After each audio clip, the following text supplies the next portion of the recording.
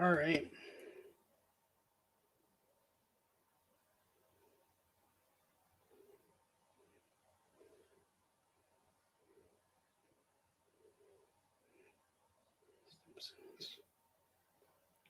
Share. Re.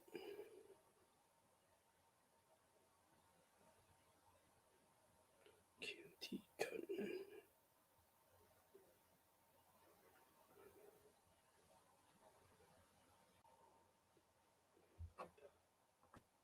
Hello. How you doing? Good. I'm just gonna send out the link to people, and then we could start in a bit. You hear me all right, or let me Yeah, know? you're good. All right, awesome.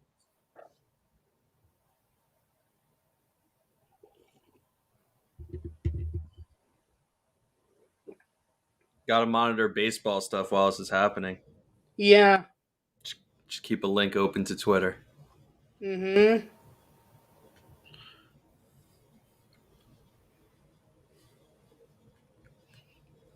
I want to mention like an update right at the beginning, just to like keep people updated, because now you can actually give an update since there's something.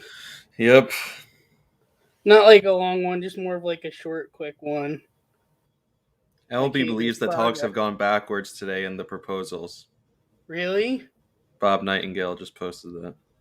Oh, that's not good. MLB spokesman, quote, "We thought there was a path to a deal last night. We agreed to exhaust every option. We will be making our best offer to the MLBPA by 5 p.m. that we think is a fair deal for players and clubs." Yikes. I think, like, honestly, the players saw that the whole deadline was BS because MLB invented the deadline. So why should there be a deadline? And then once they realized that the deadline was fake, they were like, okay, we can mess with it now, right? We don't have to stick to this deadline.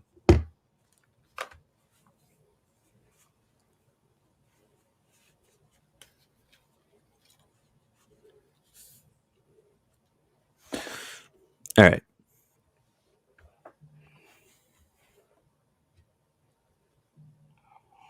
I do also want to add, by the way, thanks to you, I actually now have my podcast on audio.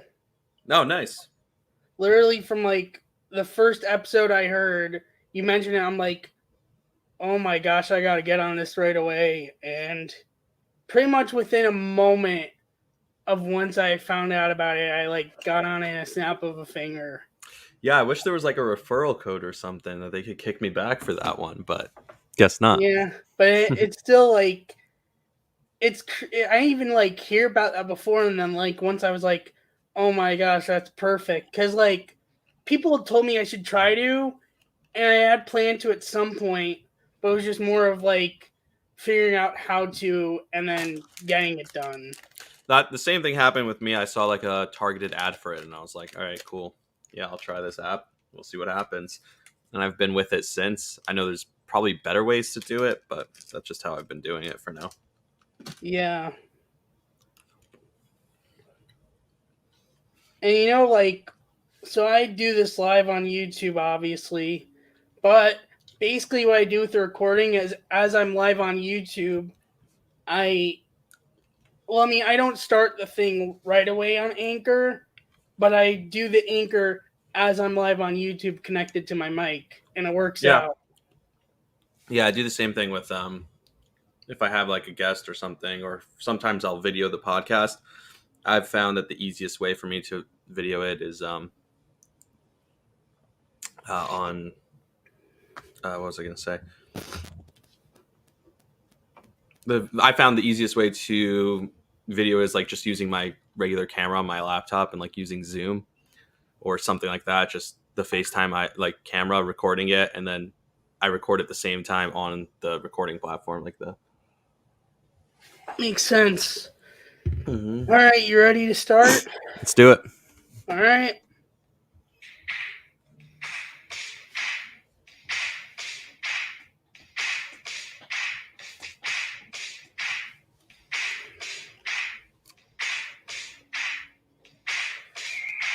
Hello, everybody, and welcome back to this week's episode of Benny in the Booth podcast.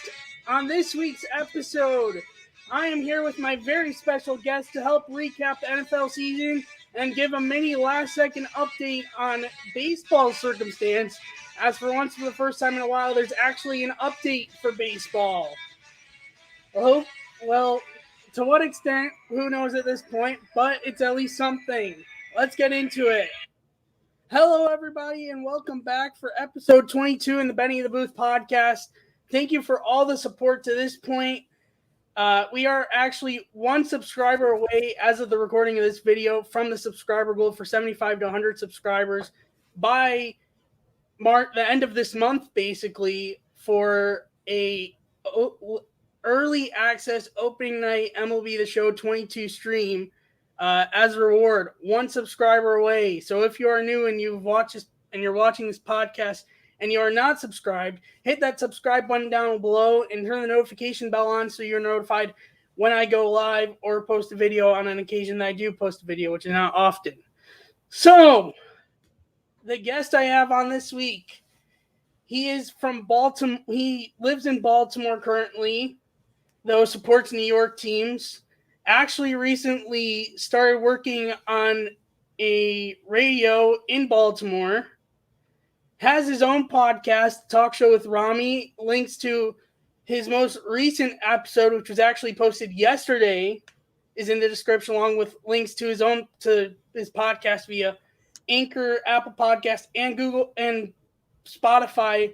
All links in the description, as long as links with my own. Without further ado, here's my guest, Rami Levy. Rami, how are you? I'm doing all right. Thank you for having me, Benny. How you doing today? No problem. I'm good. So for the people that don't necessarily know who you are, because then again, I don't know, could be a lot of people that watch my podcast know who you are, but for the people that maybe don't, why don't you give like a general overview of like yourself and your podcast? All right. So I started a podcast about a year and a half ago, talking about mostly sports and kind of trying to tie some other stuff, find interesting stories that kind of relate to sports, but in the world of sports, around sports, sports media, and stuff like that. And then about a year ago or 10 months ago, I started working at Odyssey, which is a parent company for a lot of popular sports talk radio stations. WFAN in New York is probably the most prominent. CBS Sports Network is another one. And about 2 weeks ago now, or a little less, I actually transferred from the business, marketing, sales side of the industry to the actual programming side as a part-time overnight producer and board op on 105.7 The Fan here in Baltimore. So that means basically every night I go in at 10 p.m. and I'm there till 5 a.m. Just making sure everything's running, cutting sound for the next day. And just kind of creating what the storylines, what the talking points for the day will be in the world of sports on a pretty popular sports station. That's nice.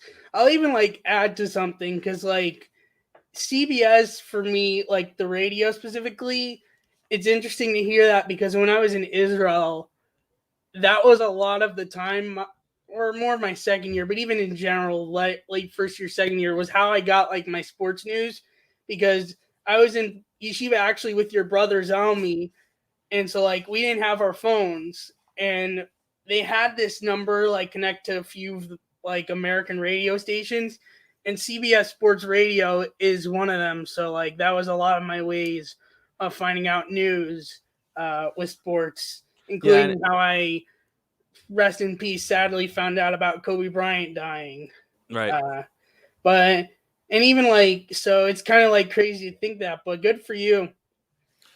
Yeah, it's definitely been a journey. What I tell people is, and you could check out my Instagram and Twitter, I kind of post some of like the stories and stuff when I'm there, kind of try and share it with everyone. Cause that's something I've tried to do on the podcast is share it from day one, share what's been going on, because I didn't know where this was going to lead me when I started the podcast, but so far I'm on a pretty good path.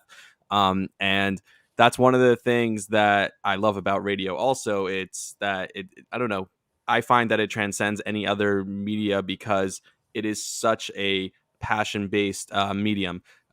Podcasting is the same thing. When you have audio, there's nothing to visualize. You have to use words to create the word picture of what people are hearing. And for some reason, people connect more to that when they just use their imagination and just listening to the spoken word, I find.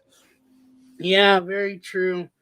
Um, so, oh yeah, and also links to his Twitter is also in the description.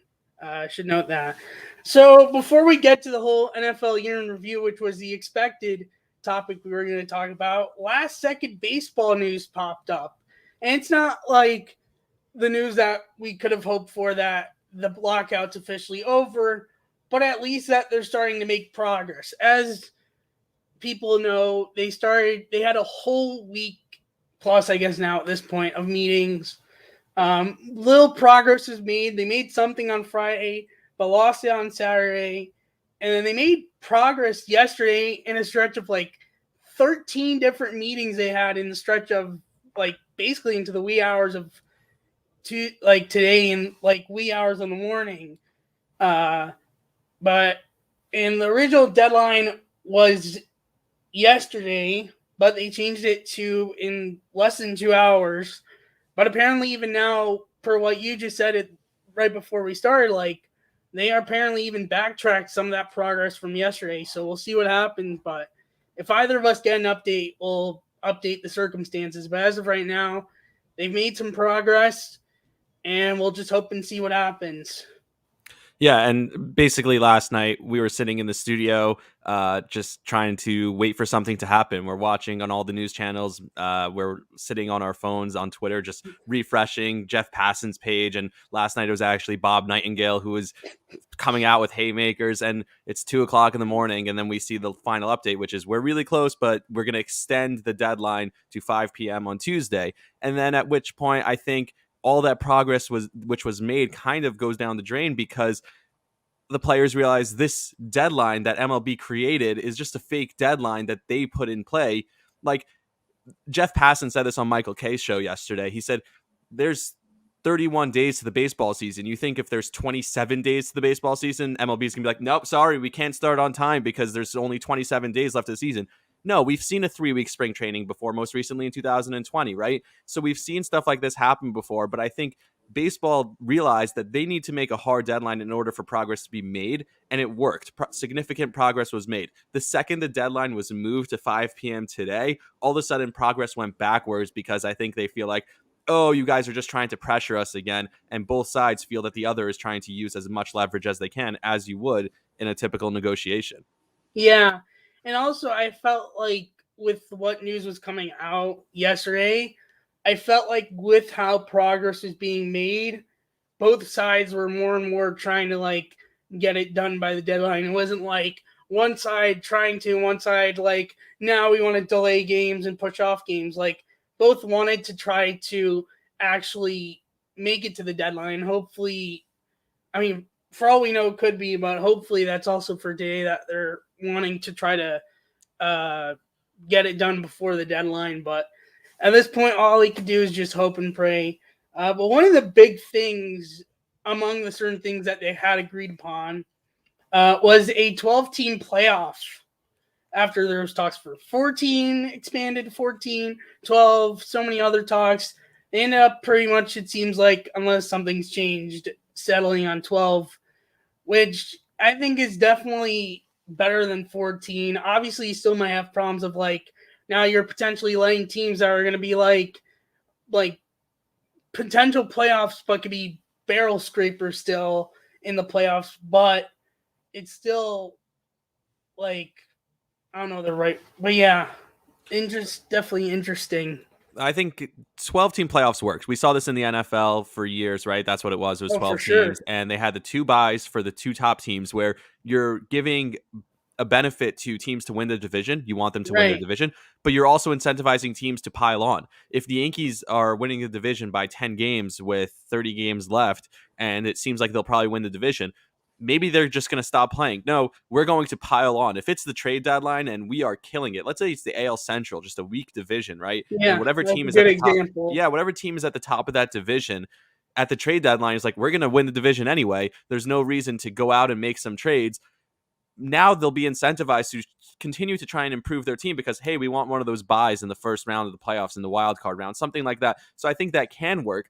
And it works on the opposite end also. If a team is a fringe playoff team and they're thinking, now there's more playoff teams, let's go for it. Let's actually, take a chance and actually improve our team. Whereas most teams we see by June, they're kind of the bottom has fallen out and they're just tanking to the bottom and they don't care anymore. How many times have we Yeah. seen that in baseball? And that's what's worse for the sport because then games just aren't competitive. I see this locally every year with the Orioles, right? So Yeah. when you have teams like that just don't care anymore by middle of June, that's insanity. And you're going 3 months of just Definitely. non-competitive baseball. So that's the worst for the sport. The alternative that people talked about, and Jeff Passan talked about this again on Michael Kay yesterday, was he said that the fear of 14 teams is that the middle of the pack teams, if there's no clear advantage for the top teams, for the teams that win the most games, like I said, if you did 6 teams or 12 teams, 6 in each league, and you had the top 2 had bye rounds, then if there's no clear advantage for the top teams in the league, then he thought teams like the Yankees wouldn't spend as much as like, hey, we could get in as the 7 seed and still have a good chance of winning a championship.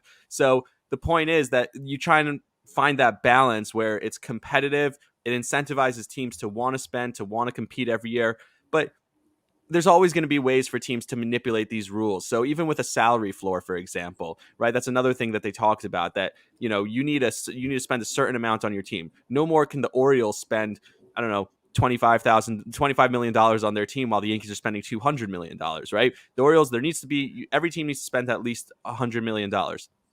What teams like the Orioles are going to do is they're going to go to the Red Sox and say, hey, this giant contract that you gave to X player, maybe it's Chris Sale or someone who's not performing for you, trade him to me, give him prospects. I'll take this contract off your plate so that you could clear cap space for someone else that's actually going to help your team.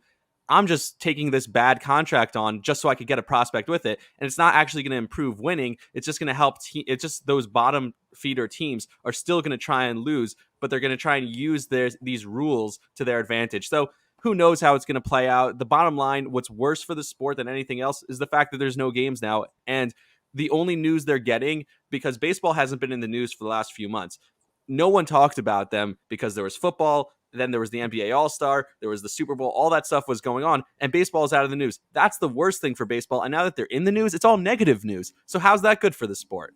Oh, for sure. And on like the fringe team topic, like there are a plethora of examples over the years of like teams on the fringe. Like for last year, for example, the Mariners were on the fringe, and like with 17 playoffs, maybe they do make it in. Another They're a good, fun team. yeah, and they were a fun team. And it also would have been fitting for Kyle Seager to at least make the playoffs once, but sadly not. And he ended up he did Yeah, retire. he retired. Yeah, we Right? saw 2 players retire that like maybe still could have played, but maybe they were just fed up. Kyle Seager, think about Ryan Zimmerman, another one who was just Well, like, that's maybe another he's good just, yeah, example. he's just fed up with this. And he's like, I don't know if we are going to play, not going to play, if there's going to be spring training, not spring training. These are guys who are veterans who have their routines already. We're still at the top of their games. Maybe Ryan Zimmerman definitely a little bit more on the decline, but still can compete and contribute to a team. And they're probably just like, yeah, we don't want to sit through this anymore. Definitely. And even on the Zimmerman side, especially now that it seems like universal DH is going to be a thing. Like, if he would have stayed, it could have been more of a thing, especially with now DH pretty much seeming to be in play. So even if like a team has first base fully filled, maybe he could be a DH, but Yeah, we'll see what obviously, happens if yeah. these guys decide to come back. But I think that kind of shows the lack of confidence in a deal being made, at least Oh, before for sure. yesterday, that players are just willing to retire because there might be players in the players union, who are like, yeah, we're willing to forfeit this entire season and actually not play and lose a year of our careers to this, which to me is insane. Yeah.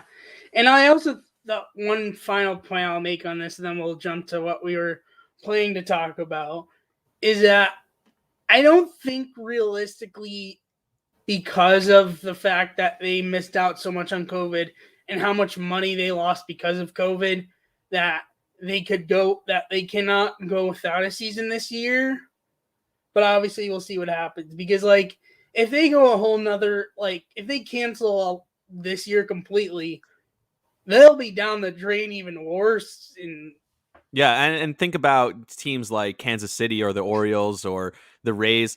They might actually can't afford to lose another season. for Um, sure. Especially with the Rays, where in that organization every year is so precious because the way they turn over their roster so quickly because of not being willing to pay a lot of money. They are now a prime candidate. They could be one of the best teams in the league this year, but who knows if they have to pay guys starting next year, they lose some of those top talent, and then they're not a top team in the league anymore. Yeah. So that's the update on baseball. If there's any updates that either of us get, We'll we'll be checking update Twitter. that. Yeah. But as of right now, that's the latest on the lockout situation. But we'll see what happens. Doesn't look like there's an update yet. 15 minutes ago said MLB plans to make one final offer, but considering the tenor and dialogue today, hard to envision they will reach an agreement in 2 hours or by the time they leave Jupiter. Doesn't sound great, but who knows? A lot got done in very little time last night, so more got done last night than in the prior 6 months. So who knows? For sure. So now let's get to what was actually scheduled to be talked about. NFL season recap. But just to give everyone an idea of what we want to do with this is like we're going to go division by division, go through the teams, like what their expectations were going into the season, whether they had or didn't, how their season panned out, and then give a grade based on like those kind of factors. So sounds good. Let's start with the AFC East and with the Buffalo Bills. Expectations this year definitely coming in were that they were going to cakewalk the division and see what happens in the playoffs. Pretty much was that like before the season started, it seemed like the division was going to be theirs, no troubles, and move on from there. Yeah, and I think that's pretty much what happened. You could look at New England and say, yes, they had a hot streak in the middle of the season, but at the same time, New England at their best was never at the same level that Buffalo was at their best. And we always knew it was going to come down to Patrick Mahomes and the Chiefs and can they win in Arrowhead. And I think one big takeaway that we have from the Bill season this year is they did win. They won earlier in the year there. And the fact that they lost in the playoffs, well, that was a crazy game. Josh Allen did whatever he could, but then with 13 seconds left on the clock, Patrick Mahomes turns into a different level. Miracle. And he shows you why he's that level, why he's the $500 million quarterback that he is. And he's the only one, because he's just on another level than anyone else. And you can complain as much as you want about both teams not touching the ball in overtime, but at the same time, your defense gets a chance to make a stop. Make a stop. Don't tell me that you don't get a chance in overtime. You have a chance. Make a stop. Yeah. If you like Josh Allen at the NFL Honors making that joke about how it would be, something fair or whatever. Josh Allen, what are you saying? Your defense, it's not fair to put your defense on the field and ask them to make a stop. Is that what you're saying about your defense? I think it's fair. No, yeah, and it happens to be they have mentioned that they're maybe thinking about changing things, but yeah, definitely a fair point. That game was basically their defense's fault. It had nothing to do. You can't blame Josh Allen. He did everything right. You can't blame any of the receivers or O-line. It was just on their defense for not making stops in crucial situations. Yeah, you got beat by one of the greatest to ever do it so far in his career. So, I don't know. And one thing I will add, I don't know whether you agree to this or not. I think, at least in my view, that Chiefs-Bills game was the best playoff game I've ever seen. That was a Super Bowl. I mean, and even like I know of good playoff games while I was live and while I was not alive. One you may not like me bringing up is the Browns-Jets double OT game in, 86, 87? But I'm saying, like, overall, like, this was the best ever. And it was a fun game to watch. Yeah.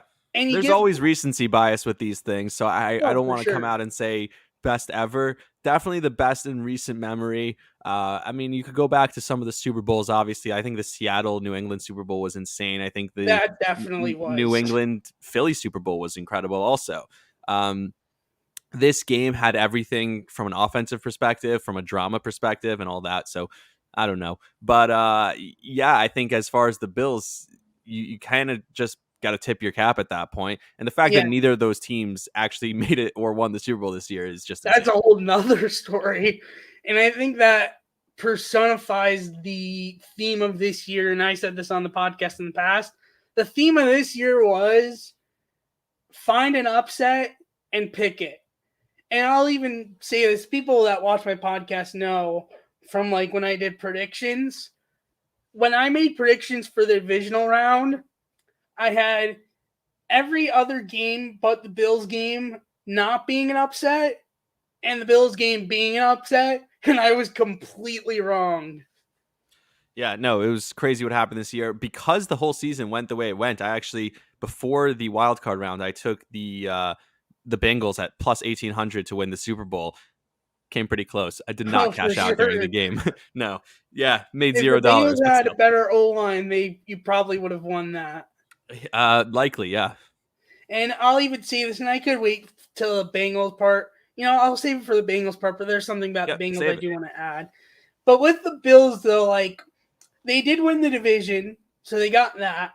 But they didn't necessarily cakewalk it. And they had some, like, bad losses this year. They lost to Pittsburgh, a game they definitely had in their hands and should have won. They lost to Jacksonville, where they had another Josh Allen dominate their Josh Allen. There are probably other games. They had that rough game against New England at home that they lost. And like what's funny is like you wonder if the Patriots would have won the division, could the Wild and let's say they would have just swapped seeds as in Patriots be the 3 and Bills be the 6th, meaning the game would have been in New England. Could there have been a different result? Yes, maybe, but at the same Obviously, it's time, just a hypothetical, but I'm saying like yeah, it's an like I interesting said, thought to ponder because of the fact that like that first game. Well, then again, no one really played well in that first game on either side. right, and like I said, New England and at their best versus Buffalo at their best was not close. And throughout a 17 game season, there's going to be the ups and downs, right? Oh, for So sure. Buffalo definitely had their downs, but I think when they got to the playoffs, they were at their best, and New England was definitely not at their best at that point. No And doubt. and so I think it wouldn't have mattered. I think that game, the way Buffalo just absolutely dismantled them, that wasn't going to change no matter where it was. Yeah. I think like to grade it, I would say it's like solid year, and I don't like say definitely not perfect year. But I would say solid, and a lot of what turns it down is the tough losses they had, not counting the Kansas City loss. I mean, if anything, I would count towards the grade would be their defensive performance that game in that game. But I'm not saying that game at all, but just more of like the losses that they had and the fact that the division race was closer than anyone thought it would be at the end of the season, before the season started. Yeah, I mean, a perfect season. What's that? A Super Bowl? So no, not perfect, but More of maybe not Super Bowl, but more of like fulfilling almost, if not all, of like what they were expected to do. yeah, I thought they were as good as you could have wanted them to be. Honestly, like I think, Overall, yeah, just more of the division part and some of the losses they had but, were not but like don't you have to credit New England? Like at some point, you have to credit the other teams that they play, for and every sure. team has their downs. So you're not going to go 17-0. Oh, So for sure not. yeah, they The were fact better than. that Were they better than every team they played? Yes. Should they not have lost some of the games to the teams that they played? Right, because they were better definitely, than them. But at the end of the day, I'm not going to, put that against them. There's 17 games at the end. They came together and they had probably the best chance in the AFC to go, as good a chance as anyone, I would say, to win the Super Bowl. yeah. And the line that fits with their end of the season is the thing with playoffs in any sport is it comes down to who gets hot at the right time, and they got hot at the right time. Yep. That's all you need. So, speaking of Patriots, that's where we go next. Their expectations was like I don't even know like what to put it wasn't like I obviously it wasn't being close in the division race. Maybe some people had them as a wild card team. But then again, we also didn't know with Mac Jones coming in what he was going to be like. And he definitely had a solid year. Not like a crazy year, not rookie of the year esque, but for him, he had a pretty good year. The Patriots went on a run. They definitely had some tough losses as well to Buffalo twice, one in the regular season and then in a playoff game, which, at least in my view, and if you can comment if you agree with me or not, I don't think you could blame Mac Jones in that playoff game. The picks were No, I definitely mean, not his fault. The first one almost was a touchdown. It was just a great play. And then I think the second one was like tipped or out of the receiver's hands or something. yeah, no, listen, Mac Jones was treated as like a rookie quarterback on a good team, meaning when you have good coaching and good team and you have a rookie quarterback, that's kind of what you do. You coddle him as much as you can, which is kind of what they did. They made it very easy for him. They kind of showed they didn't trust him in a way. If you look at that Buffalo game in Buffalo, they didn't let him throw the ball. Don't say, Yeah, oh, the game plan. It's not like they were scoring a ton of points without him throwing the ball. They just thought him not throwing the ball was less bad things can happen than him actually throwing the ball. So let's just hand it off, score 10 points, but who cares? We win anyway, right? But the yeah, point is that I don't think they, yeah, he didn't blow anyone away, but Belichick did put himself back out there and say, hey, I wasn't just Brady. I'm really pretty good too as a head coach, and I think for right. Patriots fans, that's an A For plus. sure. Yeah, they definitely got all, I would say even like around the same grade as the Bills. Like they definitely got a great year. They They exceeded surprised expectations. people and even Mac Jones to some extent. And you definitely got to give him credit, especially Bill, for how good Mac Jones did. Yep. That's everything on them. There's not much else to say. And moving forward, you'd expect more of the same, I would think. Oh, for sure. So the Dolphins, this is an interesting team to recap. Uh was there even really much expectations going in except maybe if Yes, we make the playoffs? you expected I them guess to be maybe a make the wild card playoffs. team. Yeah, you Yeah. expected them to be a wild card team. You expect them to take a jump. We've seen this team improve year over year for the last 4 or 5 years, and then this year they completely take a step backwards. And there's all these rumors swirling around. At the end of the season, their head coach gets fired. There's obviously turmoil within the organization. Tua Tagovailoa, he's not the answer. I think everyone saw that Oh he's not the yeah, he got quarterback of the exposed future. this year. And so I think what you need to look at is they moved backwards as an organization because last year you thought you have the head coach, you have the quarterback, and now you fire the head coach. Maybe that has nothing to do with the season. I don't think he was fired rightfully, but at the end of Yeah, the and day, that firing, it wasn't like anybody saw it coming outside of the Dolphins organization because for all we exactly. know, they could have saw it coming. But like that was just like a curveball out of left field that they even fired him in the first place. Now that all the stuff has come out, that's a bit different. But I'm saying when we first heard Flores is fired, that was just like pow, Yeah, mind definitely blown. unexpected. But at the end of the day, he was fired, and now they kind of need to start over. They need to find a quarterback. Is it going to be Deshaun Watson? Are they going to trade for another quarterback? Are they going to try and get Yeah. Tom Brady to come out of his quote unquote retirement to play quarterback? I don't know, but we'll see what happens with them. But I think you can't give them a positive grade. They had an expectation to take a step forward, and instead they took a major step backwards. And even like the one positive they had this year, which was their 7 game winning streak after the big losing Look at streak, look at the teams they like played. that They didn't wasn't play against the only good quote unquote team you can even say they beat, and that's even a question mark in its own, is Browns division rival, the Ravens. And that's a yeah. question mark in its own because they were injured as heck this year, and we'll get to Right, them and in they a were moment. scuffling at that point on a Thursday night with no secondary. Come on, yeah, that doesn't Yeah. count for anything. The teams they beat in that 7 game winning streak, that was a totally fake 7 game winning streak. And the betters, I bet them that 8th week because so many people had money on them because everyone was like, oh, look, the Dolphins, they're so hot, they're so hot. And I was like, no, look at who they beat. And then they finally played a real team and they got destroyed. Like, Yeah, obviously. Tennessee mopped them that Yes. following week. That game wasn't even close. Yep. So I mean, like, I guess it probably underwhelming. At least would probably be like the grade to give the Dolphins. Yeah. I'd say Maybe not failure because they did kind of end up somewhat close to the playoffs, but underwhelming I think would be the right word. if you just look at the record, you could say, okay, fine, underwhelming. But if you look at all the circumstances around it, like I said, the head coach being fired, the Oh quarterback yeah, probably that not being the guy, after all that, you're probably thinking, yeah, that's a failure.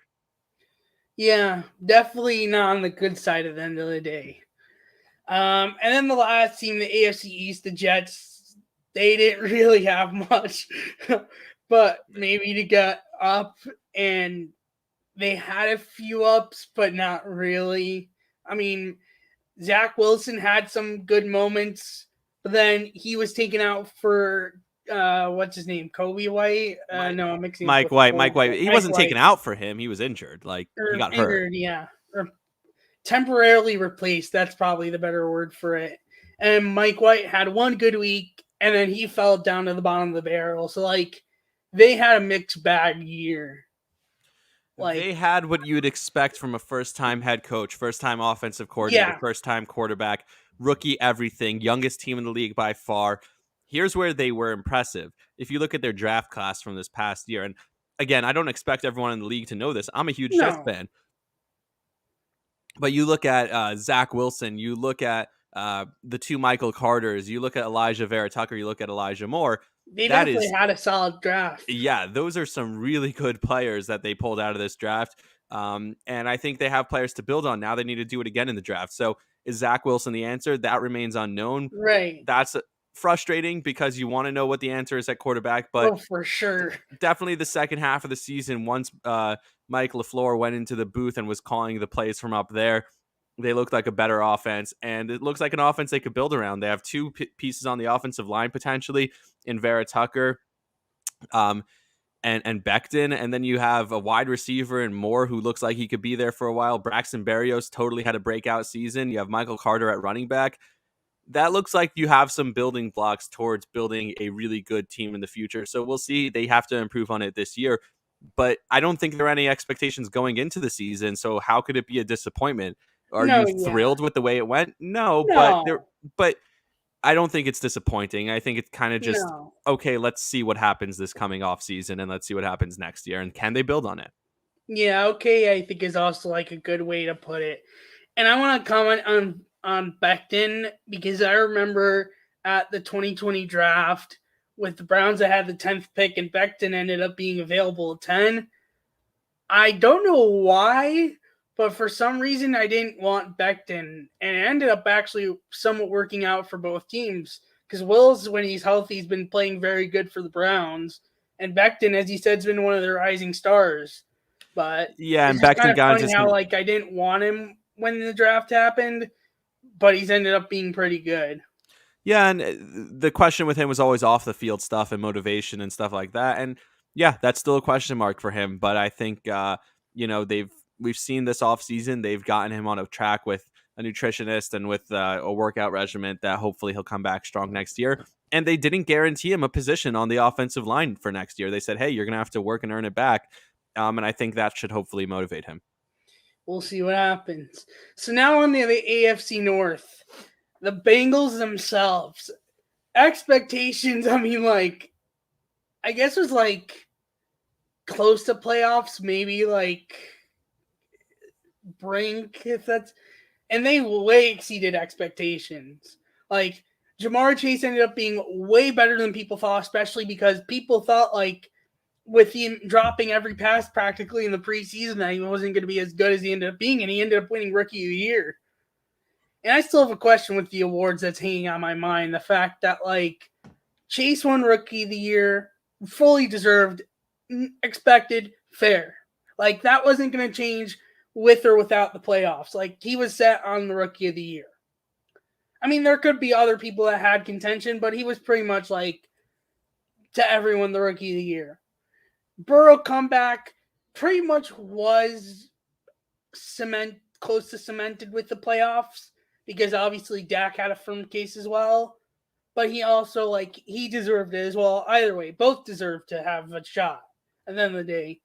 But what threw me off was the fact that Rookie of the Year Jamar Chase, Comeback Player of the Year Burrow, but Taylor did not win Coach of the Year. That was like, what? Well, And Zach Taylor isn't necessarily looked at as a great coach, and that's something that's going to come out of this is when we wind back and we look at this season and what happened for the Cincinnati Bengals, and we talk about this. I think more and more people are starting to think this might have been a fluke. Like they no, were that's 10-7 and got hot because Joe Burrow, was hand. I mean, as much as he is amazing and won those games, they're handed the first game right against the Raiders. They're handed a game. The game was there for the taking for Tennessee, and they never took it. And then you look at the game against Kansas City, where they score on their first 3 drives, they look unstoppable, and then all of a sudden Kansas City just stops playing. Like, what Exactly. happened? And they almost won the Yeah. Super Bowl in the same fashion, where it wasn't going to be that they won; it was that the other team just couldn't do anything, and that's how they almost won the Super Bowl. So And yeah. I No, mean, I don't yeah. know how good was that team. Probably not as good as the hype around them. And I think there's going to be a major come down to earth for that team next year. Even though, yes, there are so many positives. Chase is incredible. Joe Burrow coming back from an ACL, an injury like that, and being how good he was—that's insane. We've never seen that before. So yes, hats off to them. But at the same time, I just don't know. I don't see it happening again. And like what's funny is like the coach of the year ended up going to one of those teams that fluked a loss in what's Mike Vrabel, right? Vrabel. Yep. Thank you for filling in the blank And there. Mike Vrabel, think about what he did. His best player, who's the most dominant player Yeah, in football, was definitely. They out had most of the no year. Derrick Henry, and they pulled off what Yeah, and they they were pulled off. ridiculously good. But Yes. it's funny how like But my Jets beat they both of went to those teams. someone they lost to. They lost to the Bengals versus like Matt LaFleur, who was talked about to some extent, who It's a like regular season didn't award. have any shaykhs. I'm saying I'm just giving examples. It's funny how it's like, you get what I'm saying in a way. It's a regular season award. I No, mean, yeah, the Packers came in with the expectation of you're going to be the best team in the NFC. You have the best player in the NFC, right? yeah, And the if you told me before the season the Tennessee Titans wouldn't have their best player in Derrick Henry, who literally controls everything they do because he keeps the opponent's defense on the field, he keeps his defense off the field, and he just is incredible. So if you told me that they were going to have him for most of the year and they were still going to be the number 1 seed in the AFC, I would have told you you're crazy, right? So I don't know. yeah. Almost. 1 second. Uh, that's weird. Um, my audio for Odyssey just stopped recording, so I'm just gonna restart it. Sorry, I didn't. I like just saw it stop for a second. Anyways, back. So, and what's kind of scary, whether this would be a fluke year or not for the Bengals, is they're legitimately O-line and a few defensive pieces away from potentially being right back there. But will they? And, But will they rest on their laurels and say, "Hey, they've been a historically cheap franchise, and if they rest on their laurels and say, we don't have to improve, we just went to the Super Bowl." for sure, definitely banks on that. But still, like as a Browns fan, that's scary to think that they're very close to like, barring their morals, obviously, but that the fact that they're very close to being right back is scary. Well, you're in one of the best divisions in the league as a Browns No, fan. for I mean, sure. But I'm think saying about even it. in general, like I think I could run out and play quarterback instead of Ben Roethlisberger, and they'd be that's for better, sure. right? So automatically, whoever they put at quarterback this year is going to improve. I think. Who else? I don't know. Obviously, the Ravens had the year from hell with their injuries. They're going to Yeah, be better next year. They're going to have corners. They're going to have a running back, right? You talk about the Browns. The Browns are still really good. Baker Mayfield was injured this year. I kind of don't yeah, blame him so much. Maybe he's not the long-term answer, but he was also hurt, so it's hard to know. And then the Bengals, even if the team's not as good, Burrow and Chase are going to win them some games. So it's going to be yeah. a tough division. No, definitely, and I don't disagree with that.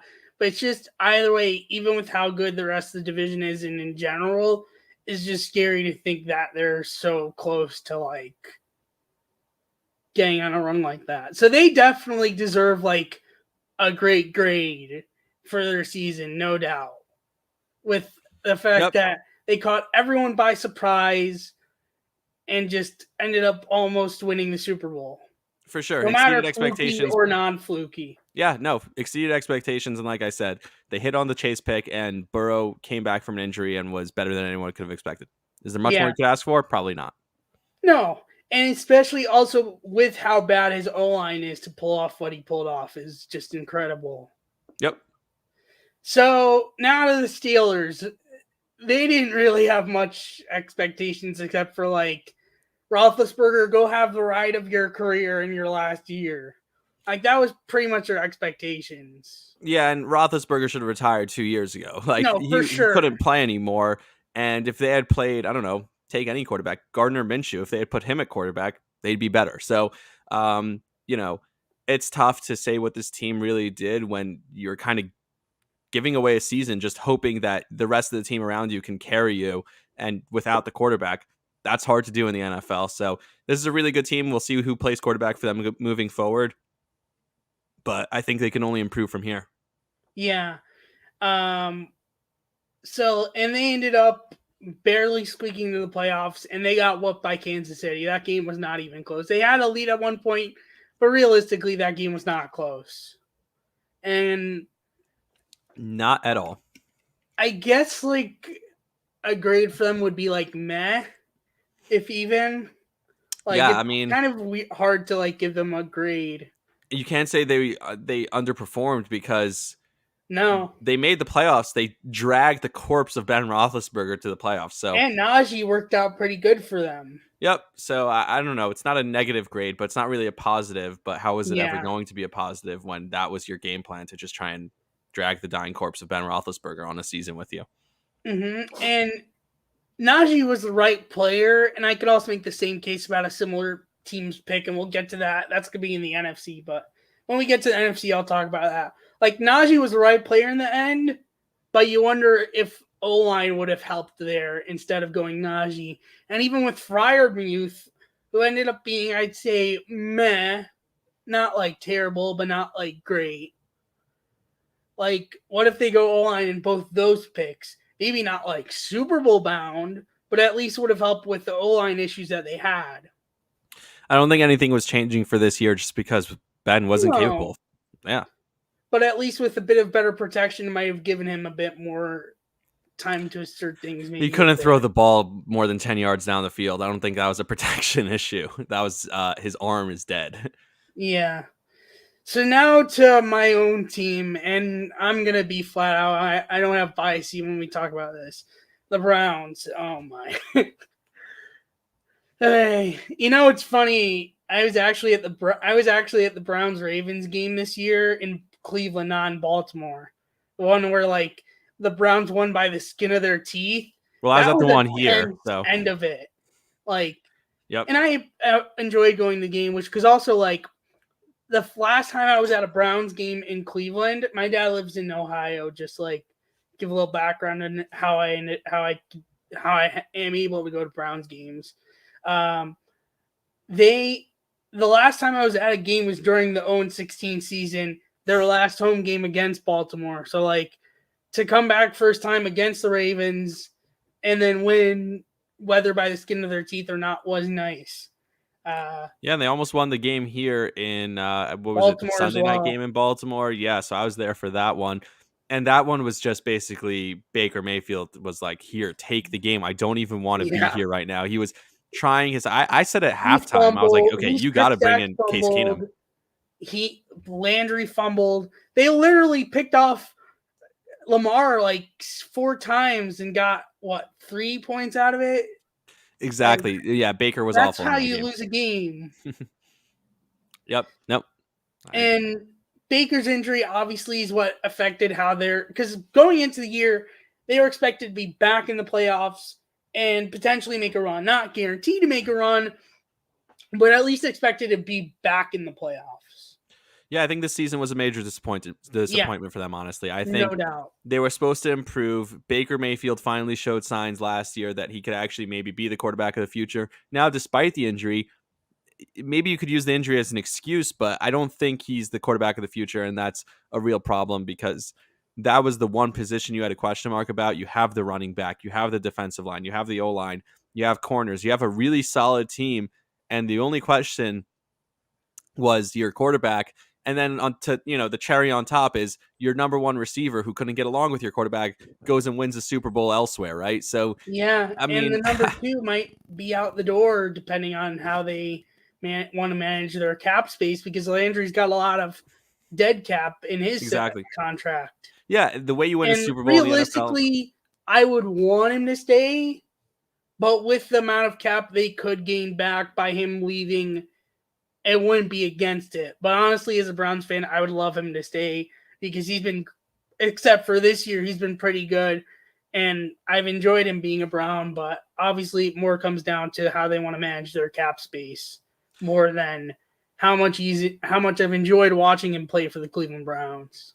Yeah, and the way to win a Super Bowl in the NFL is with a quarterback on their rookie contract, and they had the perfect team to do that. If their quarterback could have given them the performance they had hoped to get from him, then they had the team around him to be able to compete for a Super Bowl. But unfortunately, they couldn't get that performance out of the quarterback, and so that's it. That's what it came down to.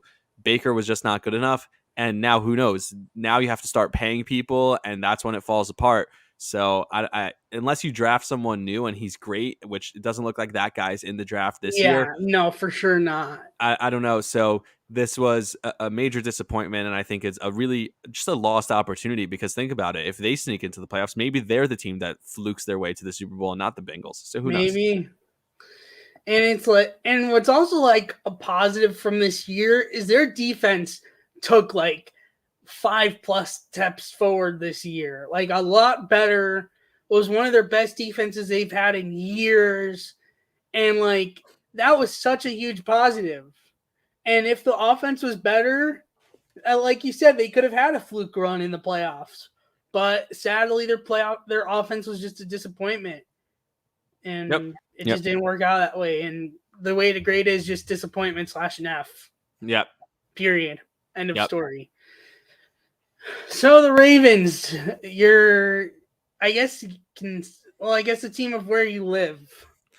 Yeah, so I got this year for the first time, I got really close and personal with the Ravens because working at their flagship station and working, with the people who cover the team every single day and going to every game, I got to see exactly what, all the ins and outs of this Ravens season. And what I'll tell you is from this firsthand perspective that I feel I have, it was just a year from hell. They had all the possible injuries, all at the worst time. And they just decided, hey, let's shut it down. We're going to shut down Lamar. This is not our year. The fact that we won 8 games is practically a miracle. The fact that we got this far, that Harbaugh had this team buying in even after everything that went down to get them to the point that even those games they lost at the end of the year, think about the Browns game, think about the Packers game, think about the Rams game, all those games, they were in those games and they lost them at the end. But those were tough, hard-fought games. Even the Steelers game, the last game of the year, right? So they were in it till then. They were in it in every single one of those games. You mentioned that's without either majority or completely without Lamar Jackson. That's without Lamar. And got hurt. Which at first, when I saw the injury, and I'll even admit this, I was wondering, is this another case from 2020 where he just had to go to the bathroom, or is this legit? And even my dad, who was with me at the game, he was like, "No, this is legit." Yeah, and so with all those games, with all those close, tough losses, I think you look at them and you say the fact that they were able to hang in there and fight hard in those games says a lot about this team, says a lot about John Harbaugh, and I think they'll come back next year and they'll be way better.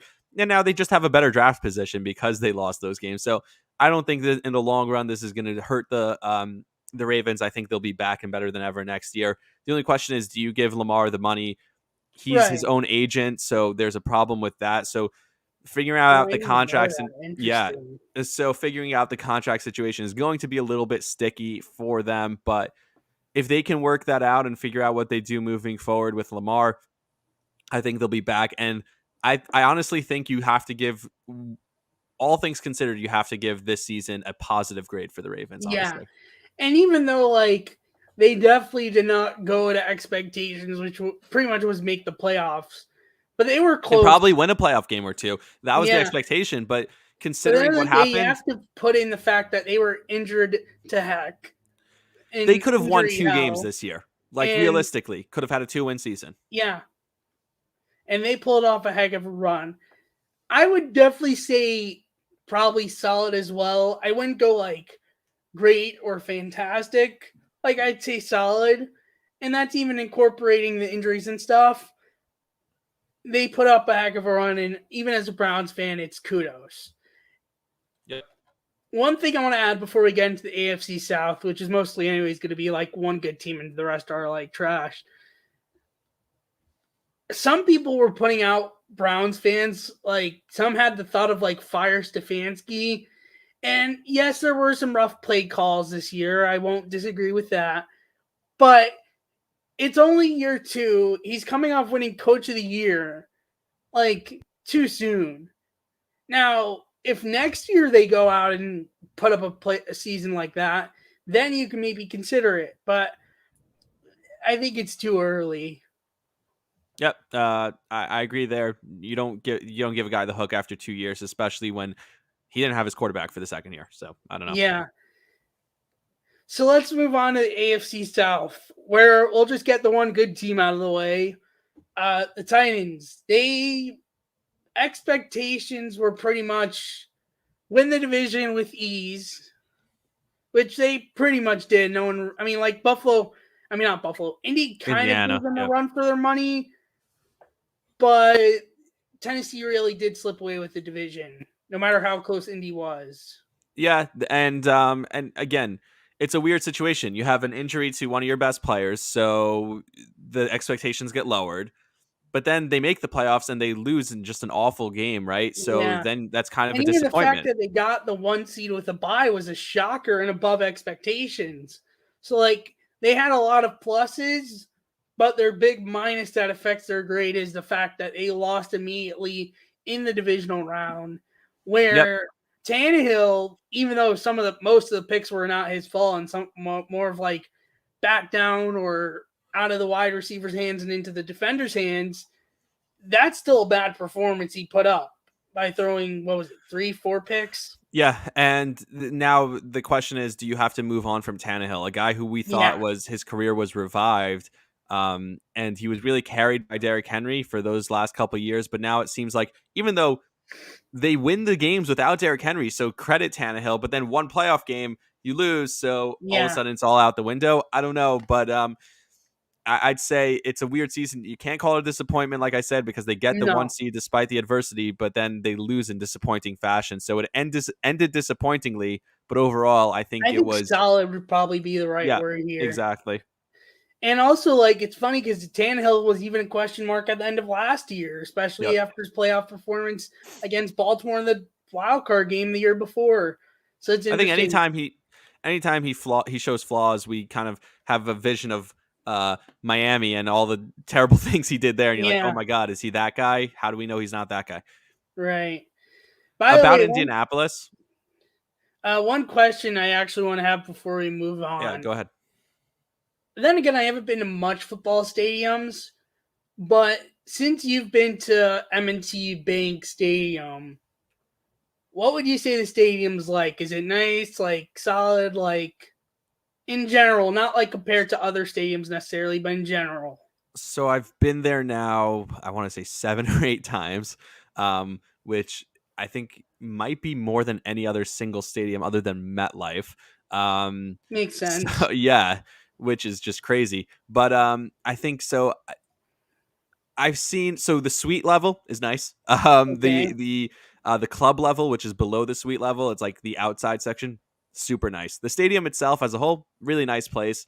They do a great production. The production team, they had like I remember I went there for a Thursday night Jets game a couple years ago, and they had like the raven flying over the stadium where it looked like they had like kind of like this hologram of a raven. It was super cool. Like Um, similar, but not exact to what the Panthers had with yeah, Panther this year. Yeah, Point. exactly. So similar to that, and that was really cool. So they do like a really good job. The military, the honor of the service, all those different things that they put together. As far as the atmosphere of the crowd, I mean, when I was there at the end of the year and it was pretty much clear that they were going to miss the playoffs, it was dead. There Well, was yeah, it makes nobody sense. They there. were The injury Rams game riddled. was Yeah, the Rams game, COVID was creeping up a little bit. We had Omicron coming around then and the Delta variant, whatever it was. And at the same time, it was a holiday weekend and the Ravens were faltering and the place was like half empty and nobody was into it at that point. I want to say they're fair weather fans. I was there for, speaking of Indianapolis, I was there for the Indianapolis game. A lot of people left early that game. A lot of people, I I said this about Baltimore fans. I was there for a bunch of wins and a bunch of losses Was this the year, Colts right? game during the Colts like winning streak they had? That was the Thursday night or the Monday night game. I want to say, yeah, it was on Monday night. I'm pretty sure where the Ravens were down like 20 points and came back and won. Oh, Um, okay. I know what game you're talking about. Yeah, yeah, okay. and in that game, so many Ravens fans left early. So I think I said this after one of the Ravens games. I think it was after like the third or fourth time I was there this season. I said to someone, I was like, I'm pretty sure the Ravens fans have a separate game in their mind to see who can get to their car fastest before the third quarter is over. Because no matter whether it's a win, loss, doesn't matter what's going on, close game, blowout, they all leave early. It's all, hey, let's beat the traffic. I'm like, okay, cool. I guess that's how they are. But so as far as the fans, meh. But as far as the stadium and the production of the actual stadium and like, how nice it is, the food and the suite, all great. Interesting. I've been to Baltimore. Like, it's not like I haven't been to Baltimore before. Just more of like I haven't been to any of the stadiums. So I just was curious about that. But anyways, Yep. let's move on. So now the Colts. I mean, like, Let me throw some stats at you because they talk about getting rid of Carson Wentz. He threw 27 touchdowns and only 7 interceptions. If you told me that Carson Wentz was going to start 17 games, throw 27 touchdowns and only 7 interceptions before the season, just conceptually, right, on paper, the Colts would have said, sign him up and give him a 5-year extension. yeah, Like, so all this talk, and I talked about this on my last episode of the podcast where, narratives create everything. So all this talk about Carson Wentz, and yes, there are some bad images of him underhanding a throw or the loss at the end of the season to Jacksonville. Yes, some of that stuff is mind-boggling, and he is the face of the bad interception, the bad turnover. But at the end of the day, he plays a pretty clean brand of football. Now, what's interesting is the it factor. The fact that they're trying to move on from him despite that tells me that what they saw in him is that he doesn't have the it factor. And that might be, look, it was his offensive coordinator or his quarterback coach in Philly who brought him into Indianapolis, right? Who said, I'm right. going to work with him. But they decided, I mean, maybe Philly saw him in person and said, he doesn't have it. Let's go get Jalen Hurts. And the same thing happened with the Colts, that now they want to move on from him. That despite the talent and the ability that he has to be a top level quarterback, there's something missing there. And maybe that's the answer. Yeah. They definitely had a pretty good year. Jonathan Taylor was ridiculous. Could have been the MVP. Yeah. But at the end of the day, what devalues their season is that Jacksonville game at the end of the year. They Yeah. sucked overall completely. It's as if the fact that Jaguar fans showed up as like clowns or in brown paper bags, like, was putting a, I don't know if voodoo's even the right word, but like spell or a curse on them that they would blow their chances at the playoffs or something. It's so interesting because you can only judge a team by their most important game, right? This is a team that showed signs all year of being a really good team, and they have And they one had some game. impressive wins throughout the Yep. year. All you have to do is beat just this god awful team, and you're in the playoffs. And what does that say about a coaching staff, about a quarterback, about every single one of those men in that locker room that they couldn't get that done? That is just awful. So, yes, very disappointing from that perspective. I would probably say good, maybe a bit towards. Nah, I'd even probably just leave it at good season. Yep. With obviously the factors of that Jaguar game, but good because Jonathan Taylor was ridiculous. Like you said, Wentz put up pretty good numbers, and they were very close to being in the I didn't playoffs. say pretty good. I said really good. But yeah. Well, I'm saying good. It could be pretty good. I'm saying, but at the end of the day, like that kind of category, I would say is like where I've put them under. Yep. Texans, which no one the real expectation was just not good, especially because of Watson not being able to play this year because of the whole investigations going on. I thought Davis Mills overperformed, and I thought, hey, Yeah, that maybe he's a quarterback. You know that Davis Mills and Tua Tagovailoa have almost identical numbers from this season. really. If you look at their numbers side by side, they're like the completion percentage, touchdowns, picks, and everything, yards was like nearly identical. So it's funny how we look at one guy as a total bust and we look at another guy as, hey, this guy could actually be pretty good. Again, the whole narrative thing. It's preconceived notions. That's what creates reality for some people. But at the end of the day, I think Tua doesn't have a future, but Davis Mills might. So who knows? Yeah.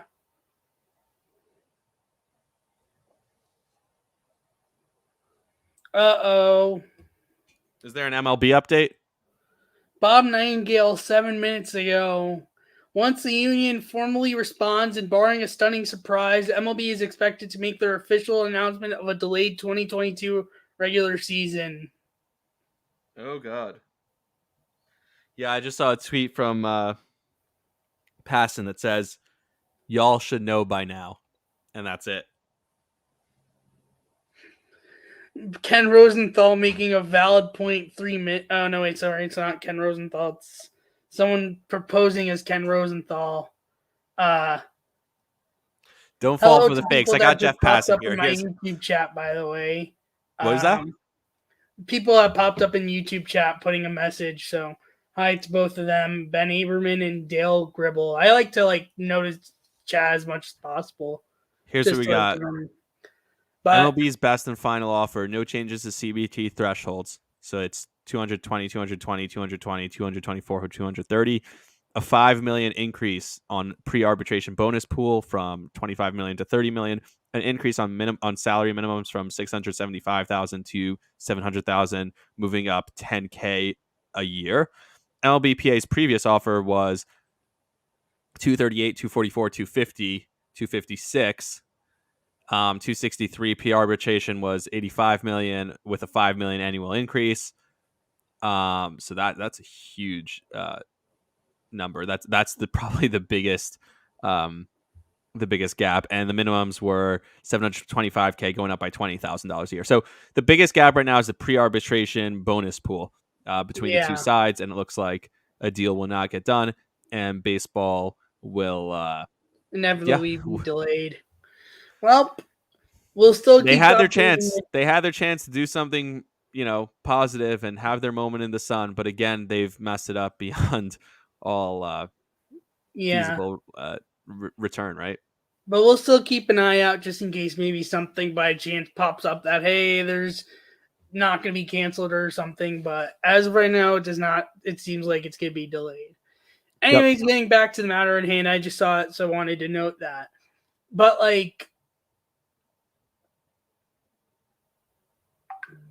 Haha. I see the chat now. There we go. I don't know who.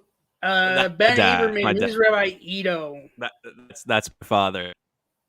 Hmm. That's my father. He's referring to Oh. Rabbi Doctor to you, Oh. Sorry.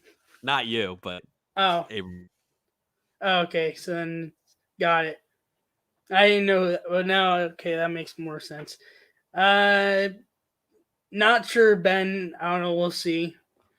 I mean, then again, there are some maybe other opportunities down the line that if there's well, depending on baseball schedule, technically the Cubs and Orioles are supposed to play each other this year in Baltimore. So, I'll maybe if that probably be happens, there. maybe you and your dad could collab. I don't know. I'm just throwing out ideas, or For the sure. Browns and Jets are on paper supposed to play each other this year. So, I don't know. Well, We'll see football's what not happens. canceling, so we No, know yeah, but that's I'm going to saying, happen. yeah, it's just a matter of what week it's going to be and whether it's going to be on a Sunday or who Yep. knows. But Yep. anyways, so yeah, Texas was basically kind of what everyone expected. Yep. I would say. Yeah, and the last team of that division, Jacksonville, the one thing I do want to say about Jacksonville before anything else is with everything that went on, how bad I guess how bad Trevor Lawrence was kind of flew under the radar. And they're Yeah. almost saved by their terrible season that they didn't have to answer questions about how bad their can't miss first overall pick was. So is this a matter of, hey, he's actually not that good? Or is this a matter of he was just in the worst possible situation and moving forward, he'll be doing, he'll actually be better? Who knows? Someone just asked a question in chat for you. By the way, if you guys want to post anything for either me or Rami to answer, no matter whether we're still on our specific topic, feel free. Uh, when is my boy Obi Toppin about to get some real minutes? Who I'm from Dayton and we hate fibs. Dale, are you from Dayton, Ohio? Well, here's what I'll say.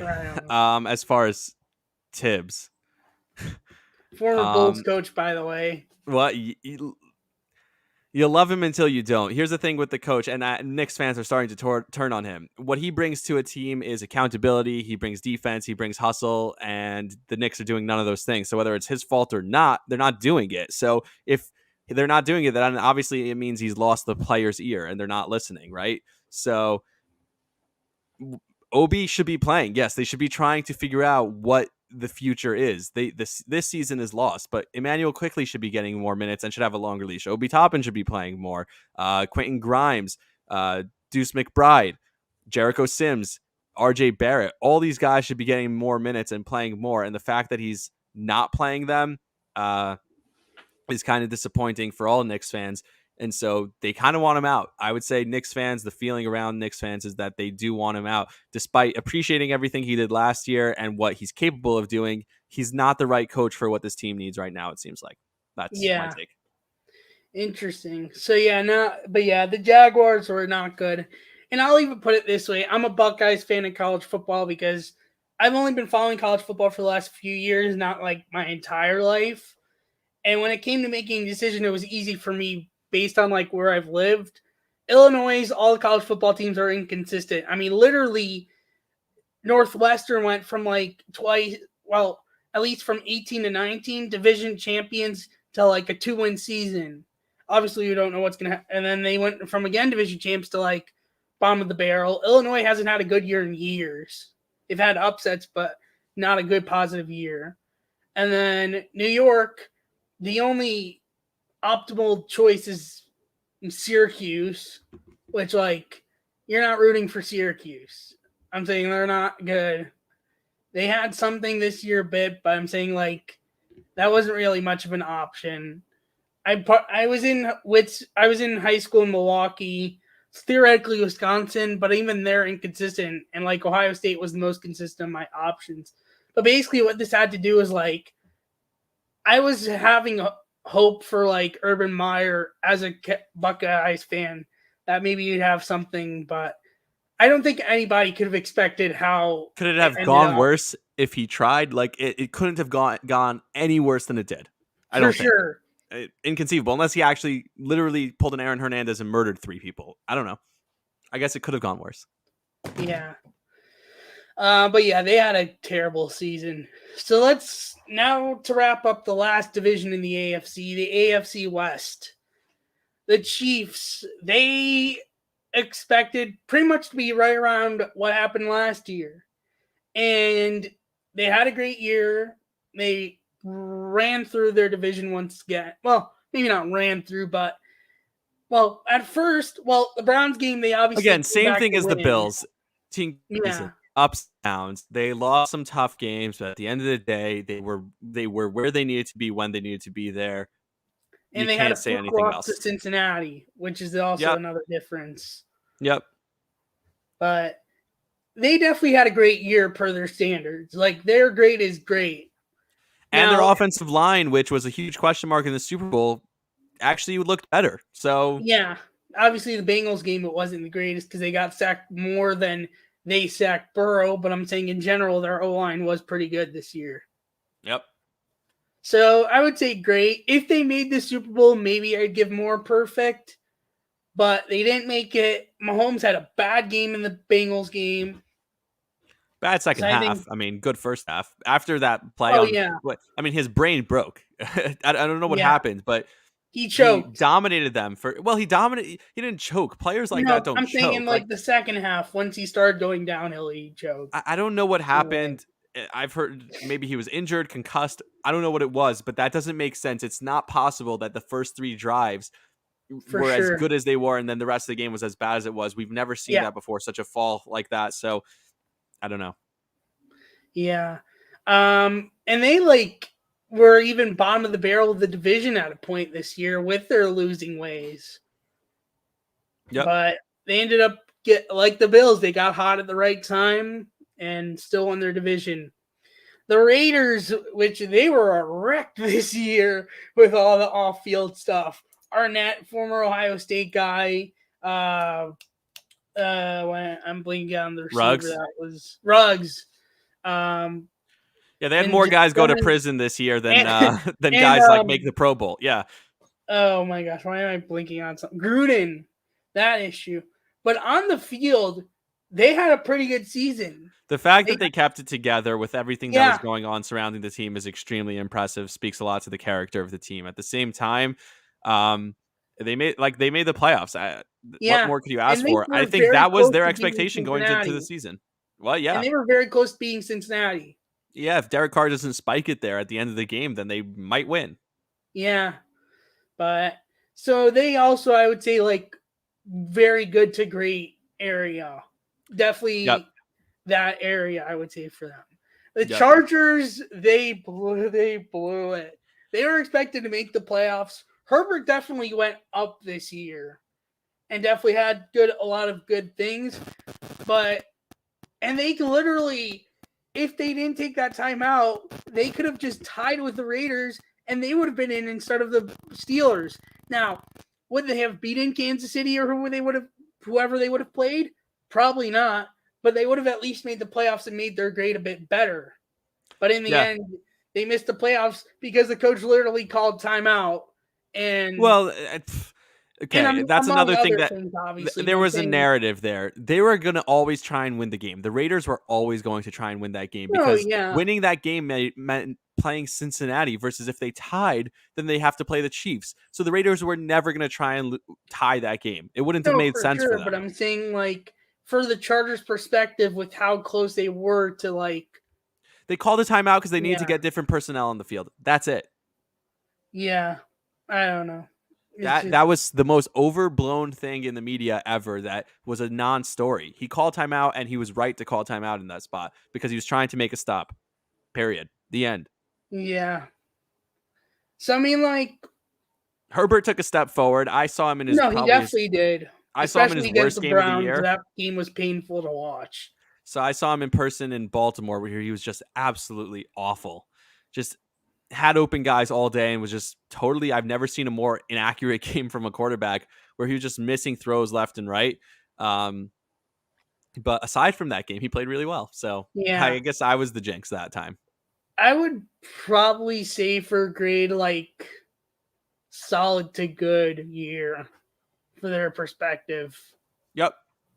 Look, you're building in the right direction. Another year with the quarterback. Definitely. He's building in the right direction. You definitely have their quarterback. It's a matter of just building around him. Yeah, and you got to figure out if the coach is the right guy. Who knows? Yeah. And then the last team in the AFC, the Broncos, they got off to a good start against trash teams, and then they just dipped. Bridgewater started off good and then just fell down to the bottom of the barrel. They're another team that's a quarterback away. We talked about this with Pittsburgh. We talked about this with Indianapolis. We talked about this potentially with the Browns, that a decent quarterback, not even a great quarterback, would go a long way for them. Obviously, if they get Aaron Rodgers, they're on a different level. But, yeah, they have a solid team. The question is, who's going to play quarterback? And the answer is, they did have a positive season in the sense that they now know that they don't have the quarterback in their room. It's not any of, it's not Drew Lock. It's not underwhelming. Yeah, it's not Bridgewater. With how it ended up playing out. So now we move on to the NFC, and the first team that we'll start with the NFC East, like how we started with the East for the AFC. And the first team to talk about, which is also where I want to talk about their first round draft pick, is the Cowboys. And before we go into the season, I want to make this statement about their draft pick. Don't get me wrong. They made the right player pick in Micah Parsons. Great year, dominated, right piece, right player, one rookie, defensive rookie of the year, which was not really to anyone's surprise. Right player. But I sit back and wonder, what if they would have gone corner instead? And it wasn't like there was no options left on the board. I don't remember off the top of my head like what was left, but there were still some options.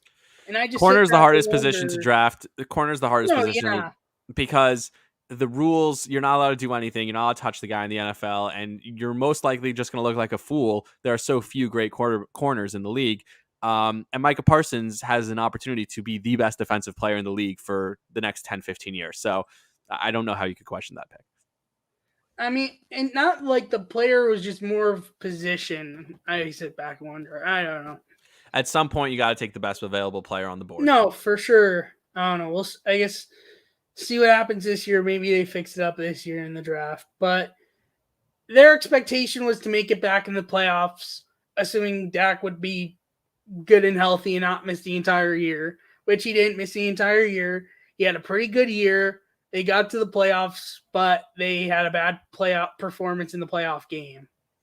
Same as same and old Cowboys.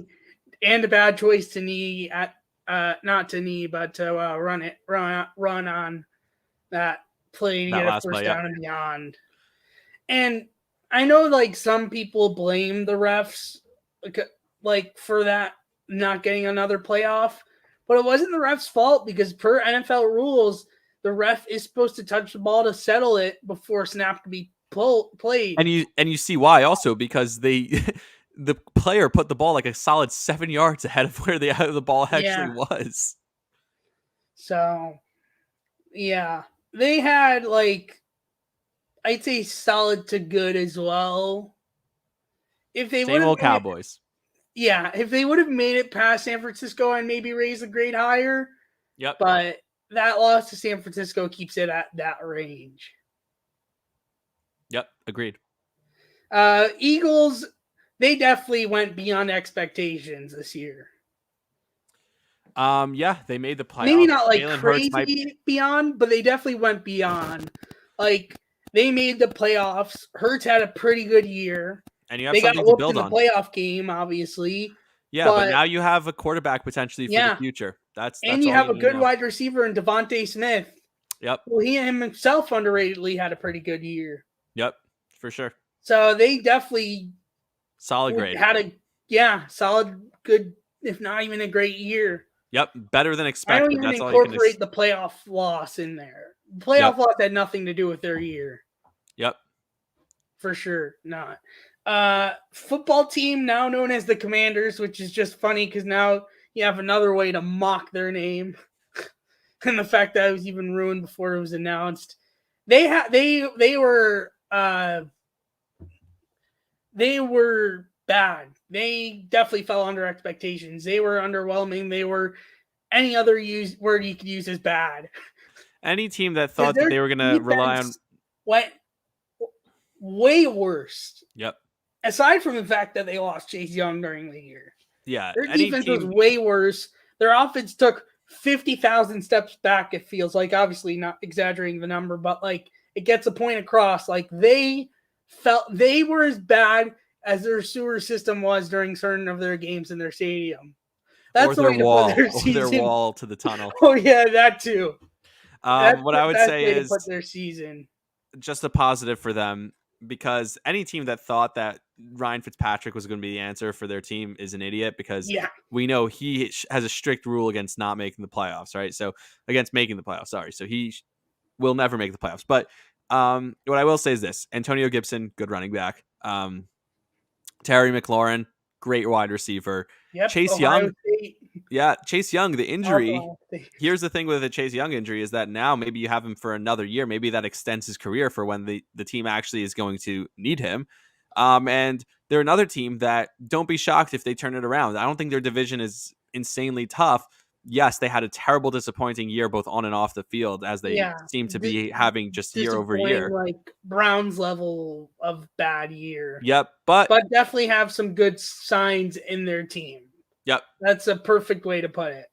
Whereas the next team, the Giants, there's no hope. Yeah. There's nothing. Honestly, if you look at who would you rather be right now, the Jets, the Giants, or the Jaguars, I think the last team is the Giants. The Giants have a quarterback going into his third or fourth year that we still have no idea what he is. You have a new head coach, new regime, new general manager, starting all over. You get caught up in this whole lawsuit, which the Giants never do. They never have like bad publicity. Yeah.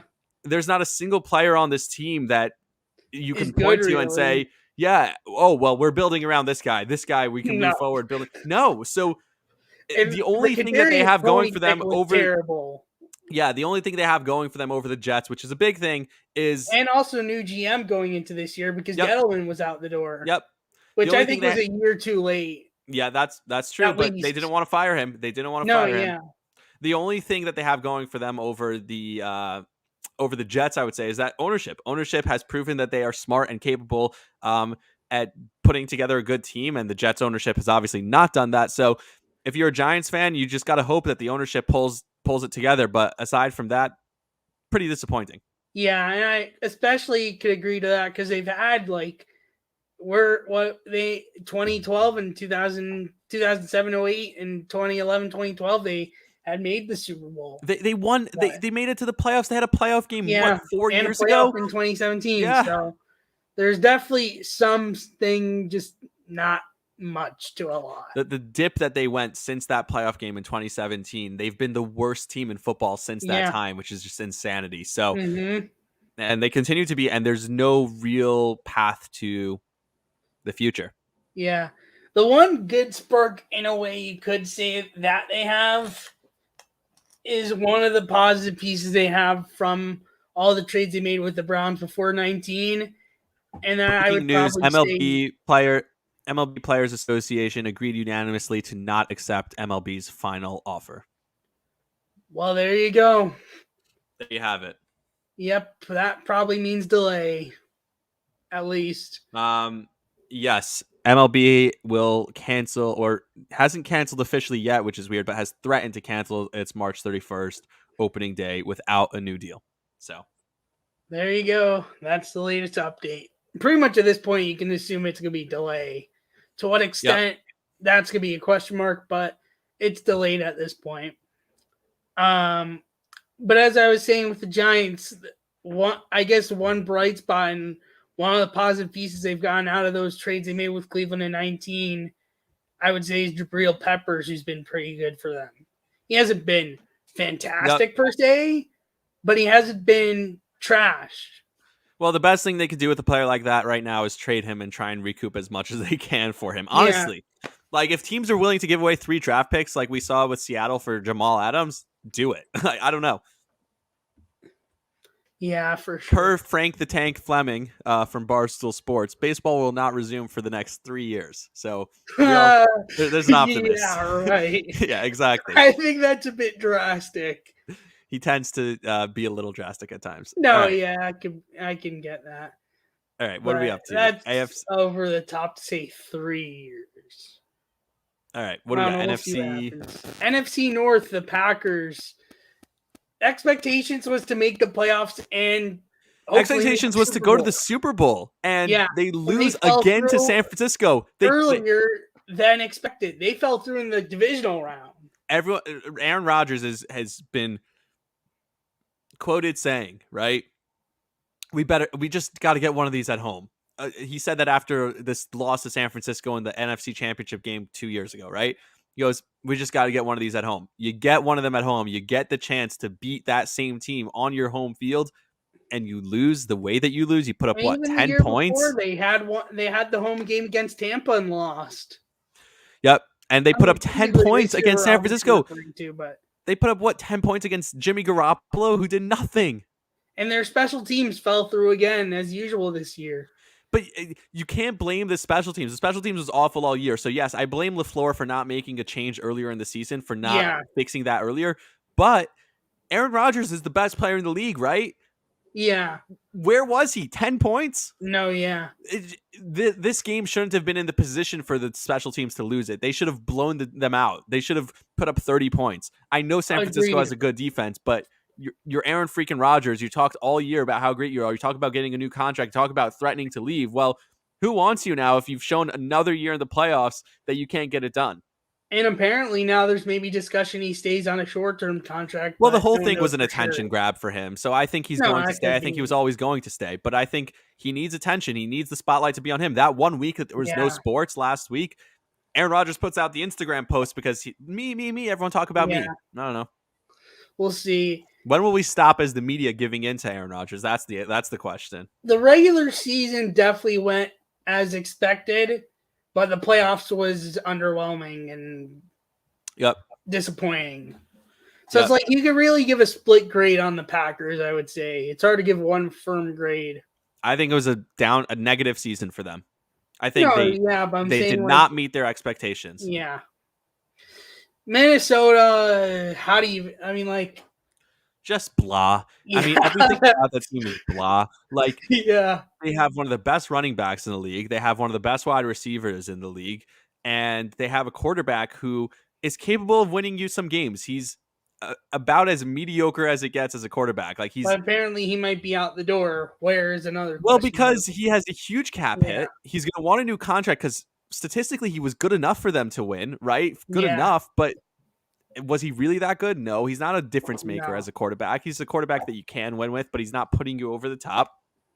And so if I was them, yeah, I'd try and get rid of him. But they are going to try and toe the line where how do you get rid of a guy without your quarterback who's look, he's one of the top 15 guys in the league, right? At least. But how do you get rid of that guy without completely tearing down your franchise? So do you go get a guy like Gardner Minshew, who I've brought up a few times? Do you go get a guy like, I don't know, maybe bring back Teddy Bridgewater? Who is the guy that you go get that you convince yourself that, oh, now we have a better chance to win at a lower cap hit? I'm not sure who that guy is. Maybe it's Nick Foles. Who knows? But the point is that I don't know if there's a better option for them unless they plan on just tearing it all down and starting from scratch, in which case, trade Adam Thielen, trade Dalvin Cook, trade all those guys and start it over. Yeah. I don't think they'll go that direction. I think they're one of those franchises that kind of lives in mediocrity forever, kind of like every Atlanta sports franchise. Yeah. Though the Until the Braves won the did World get Series out this of year. that Yeah, exactly. And Georgia also.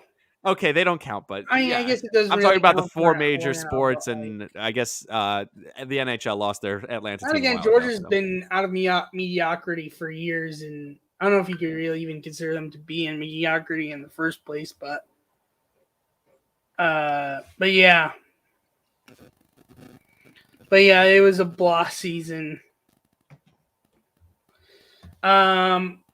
Bears. I mean, even that could even you could say gives the same grade. Really, I mean, people were hoping for a better year, and really they fell down. Fields was not great. They had some good things here and there, but overall was blah themselves as I mean, well. what was it? Chanting at the Bulls games, they're chanting "Fire Nagy." Oh So yeah, yeah, underrated. not I great. forgot about that. Not a great look. Fields was not ready for the NFL, so as much as all the fans wanted him and wanted to see him, he wasn't ready. So I don't know. Yeah. Everyone's going home officially from the union. I just saw that from Twitter, so they'll probably announce official news at some point. But yeah, but Yeah, the Bears was just like disappointing, and nope. Now they don't have. They have a new coach, new GM, and again, new it's another one of everything. those franchises with a question mark at quarterback, Yeah. and we'll see if they have the answer in house or if it's not there. Yeah, that's it with them. By the way, who was the team that hired McDaniels, Josh McDaniels, not Mike? Was it Raiders? I want to say it was, yeah. Which I'm head scratching about that, and sorry to be jumping back on them, but this is like an interesting topic. Like the fact that they fired Bisaccia after he pulled off what he pulled off, and instead of going with someone who in the past had a bad year plus with as a coach is just like, what are you doing? Yeah, Could it be that McDaniels ends up being good this year? Maybe, but it just was it's like odd what does it choice. say about New England also? Like, does it tell you that New England is maybe going to go in a different direction? I could see New England hiring Flores to be their like the successor for Belichick. Maybe that was Belichick's plan all along, and McDaniels has always been holding out for Belichick to leave. That's what the reports were. But Yeah, Belichick, after this year where he exceeded expectations, he's probably not leaving. yeah, at least for some time. Yep. And then the Lions pretty much Or maybe it's his whatever. son who's in line after him. Who knows? Maybe, But then again, do they really want to coach as a weird tongue waggle or whatever it was he did during the I year? think after Belichick for 20 years, you'd take his son. No, yeah, but I'm saying that the tongue wiggle thing is definitely suspicious. I still remember seeing that meme and just being like, what am I looking at? Yep, they're definitely a Anyways, funky family. that's for sure. Anyways, the Lions, I honestly like people didn't even really expect much. Maybe even like Hey, not even win a the game. Lions had a I guess positive like season. The Lions had a bravo positive for season. winning 3 games. But No, like, they had a positive season. What are you no, there talking about? definitely was some Stafford positive. won a Super Bowl and Eminem Yeah, performed at halftime. The Lions win. yeah. I've never seen a fan base So root happy so about another happy team for in the their Super ex player Bowl. who abandoned them more. Like usually teams and fan bases are mad at the players who left them and they're like celebrating him. It's kind of weird. Yeah, some people were calling it like the Detroit Rams, even. Yeah, ridiculous. Yeah, but their season, ignoring the Stafford stuff, was roughly what was expected. Yep. Maybe 3 wins better, but like roughly I what think was 3 wins expected. better is better than No, it's expected. definitely a positive, but I'm saying it was like And they built pretty a much. culture. They Yeah, didn't quit on their coach, right? They built a culture. They won a game not against Arizona that necessarily no one fighting meat expected them gap to win. culture, but definitely like trying to win culture. Yeah, that's all you need. Yeah. It's a And start. Panay Sewell turned out solid. Yep. Nothing, wouldn't say crazy good, I don't but think anyone thought Goff was going to be the long-term answer yeah, anyway, but he's keep him for another year, and you just keep trying to build through the draft, build around him, and then see if you can get that quarterback when it becomes available. yeah. Last two divisions. This is, by the way, the longest episode I've done, and I I'd think my imagine so. recording has gone out. When I put this on Anchor, I'm gonna say like catch the full thing on YouTube. Honestly, Yeah. I'm at least gonna I record think whatever on I Anchor can. itself, they make you record it in 30-minute segments. But what you could do is you might be able to download the YouTube video afterwards and just add the whole video to Anchor. So, um, I'm saying I'll just put in the description, like if you want. Sorry that this is broken up into multiple pieces, but like go check it out on YouTube for like the full thing. yep. But I don't know, but it's still good to have it on audio, anyways. I'm happy that I'm still able to have it. Anyways, so moving on, NFC NFC South, South. the Tampa Bay Buccaneers pretty much was around to be back where they were last year, and they won the division. They pretty much ran away with the division, which is what everyone expected. Uh, but then they lost in the divisional round, where they almost came back from down, where they came back from down 27-3 to take a lead, or to tie it. But then the Rams won. So Yeah. like, So look, think about it as a 2-year window. and again, they were also injury riddled a bit this year down the stretch. You have, Godwin yep, was out. yep. Look, you have, Offensive lineman got hurt against Philly. So like, I guess like a mess season. yeah, 2-year window. Brady, you knew it wasn't really going to be much longer than that, and you win a Super Bowl out of it and made it deep in the playoffs in the other year. Yeah, Overall, look at it as a 2-year window. Success. You couldn't have yeah, expected a lot more. That's what you were hoping when you signed that guy at 45 freaking years old. He did it for you guys. Congratulations, Bucks. You pulled off something that nobody else has. So I think overall, you can't be disappointed if you're the Bucks. yeah. Um. So yeah, that's for the Buccaneers. Wise. Um. The Saints, they almost made the playoffs this year, and they almost made the playoffs when they were down to like third string quarterback, injured in some other areas as well. Like they definitely went beyond expectations this year. Yeah, they beat expectations, but now their head coach is gone. The coach who probably Yeah. led them to those expectations. So overall, I would expect a major dip from them next No, year. yeah. But this year Kamara was not definitely the same deserves guy like this a year. good, great range grade, I would say. Yep. Kamara was not the same. So I No, don't know. Yep. but definitely like, especially since they went beyond expectations and were oh so close to the playoffs. I would say like the good, great range, but nothing beyond that. Yep.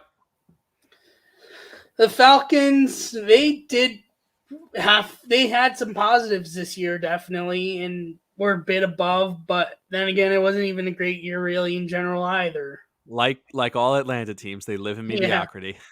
Cordero Patterson was definitely a positive this year. And Kenny Pitts, or is that Kyle Pitts? What's his name? Pitts Kyle Pitts, definitely good was pick. good. They definitely have some good things, but honestly, probably a meh for their grade. Yep. And then Panthers, they definitely went below expectations.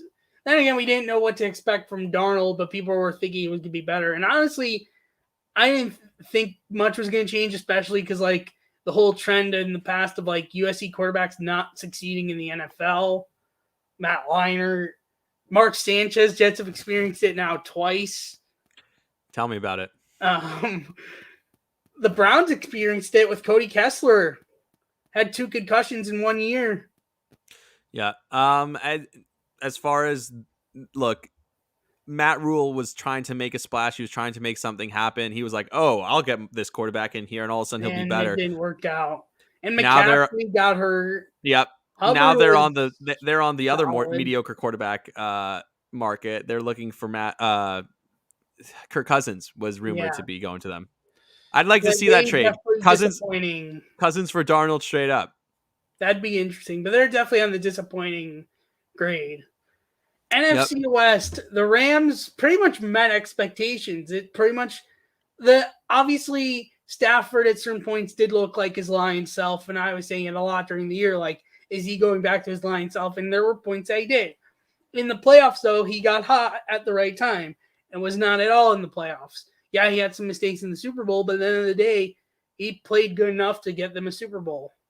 The best offensive player in football this year was Cooper Kupp. The best defensive player in football this year and every year, and probably the best player overall, was Aaron Donald. Yep. Those two guys won them apparently. Yeah, those two guys won them a Super Bowl.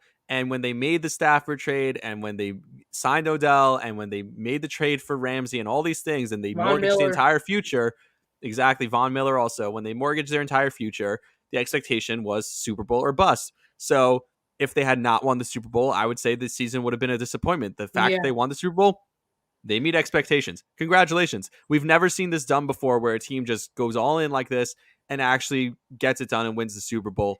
So good for them. And now you wonder if it maybe is a trend, what the Rams did. Talked about it on my podcast. Will it become a trend? I don't think there are enough crazy, psychotic owners who are willing to do that and willing to attempt that and willing to allow a team to do that. But then again, you never know. Yeah. NFL owners are nuts. We know that. So I would love to grade them perfect, but because the fact that Stafford at certain points looked like his Lions' old self, I would keep it as like a great season. It's a 17-game season. The ultimate goal is to win the Super Bowl. It doesn't get better than that. There's going to be up and downs throughout a 17-game season. So everyone throughout the season was overreacting. At the beginning of the year, oh, this team's unstoppable. Then they start to lull a little bit. Oh, this team's terrible. What a disappointment. Then they're back again. Oh, this team's amazing, unstoppable.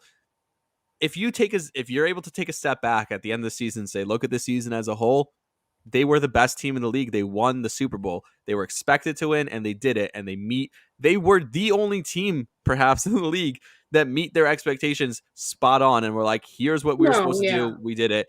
That's perfection to me. I don't know. But no matter what, at the end of the day, you're still going to look back and still note that struggle Stafford went through for those weeks. I don't think so. I don't think anyone will remember that. Or at least to some extent. Maybe not fully, but like it's something that I don't know. Maybe. But yeah, they definitely met expectations. And congrats to them. We'll see what happens next year. Von Miller could be retiring. McVay was rumored maybe to go to a booth or something, but he's ended up. He turned down what, $100 million from Amazon. I don't think he's leaving. Yeah. But that was the end of that. The Cardinals expectations were to make the playoffs, and early on they looked good. And they whooped the Browns. I still hate that game as well. From the Packer game and on, from that last throw in the Packer game and on, the season just went like that. Like that drop. I've never seen something like that. And now the Kyler Murray stuff. You know why Kyler Murray wants to get paid and he's demanding to get paid? Because He he's feels like hurt. he deserves it. No, he doesn't feel like he deserves it. He feels like I need to get my money because I can't stay on the field. And before they realize that I've been inconsistent, I need to get my money. Look, Kyler Yeah. Murray is a guy who never gets drafted if there's no Russell Wilson, right? Russell Yeah. Wilson, little guy, Agreed. goes in the third round, but then wins a Super Bowl and then makes it to another one. That opens the door for a guy like Kyler Murray. But Kyler Murray showed what the downfall is of having that guy. He's been hurt every year he's been in the league. He's missed time. So I don't know. Is he talented at times? Yeah, but he was terrible in that playoff game against the Rams. And I think that that team has more question marks and question mark around Cliff Kingsbury. I don't know. Yeah. But they maybe not disappointing because they did make the playoffs in the end, but like underwhelming to meh probably. Yep. Is where I would put it. I don't think it's above that really. Yep. I think, yeah, underwhelming. If they missed the playoffs, it would definitely be disappointing. But at the end of the day, they still made the playoffs. But definitely underwhelming because they did not so much play money well on in them in the playoffs. I was sure they were going to win. I took them in every different way. I also picked them. Parlayed them. I was all over them, and they didn't stand a chance from the jump. From the second the game started, they were awful. Don't bet, children. Don't bet. Yeah, I don't bet in general. I mean, I don't bet in general, but yeah, I also had that was one of my two picks I got wrong during wild card weekend. That and the Cowboys game, I got every other pick that week right, and then I followed up with 0-4 in the divisional round, and then I got the Rams pick right, Bengals pick wrong, and Super Bowl pick wrong. But yeah, the Cardinals was just underwhelming to me. 49ers definitely were above expectations. I mean, I don't think anyone could have predicted them to go as far as they did. Yep. Jimmy Garoppolo, for all the talk about him being a bad quarterback, and they draft his replacement, right? They draft Trey Lance. End up that good really this year. They trade 3 picks to draft him, and at the end of the day, they go right back. So you could talk about how bad Garoppolo is, but at the end of the day, this guy went to a Super Bowl a couple years ago, and now almost went to a Super Bowl again this year. So I don't know. Yeah, they definitely were good. This was a great season, but where they go from here is a huge question mark that hangs above their heads. Niners fans know it, and everyone knows it. Yep. And then the last team to talk about, and this is where we will wrap things up, the Seahawks. They had a bad year. They didn't make the playoffs. Wilson was a mixed bag. They just not a great year at all. Yeah, Russell Wilson, his numbers, if you look at them year over year, have been incredible. But it just seems like he hasn't been the same guy the last few years. Really, since the middle of last year, not at all the same guy. And they win some big games where it's like, oh, they won that game. Cool. But they're the 4th best team in their division right now. That's not where you want to be. Yep, and definitely disappointing, underwhelming range for a grade on their season. Agreed. Wow, this was the longest podcast I've ever done, but it was worth it. That is this week's topics. No further update, but it pretty much seems baseball is going to be delayed. And let's wrap up this episode.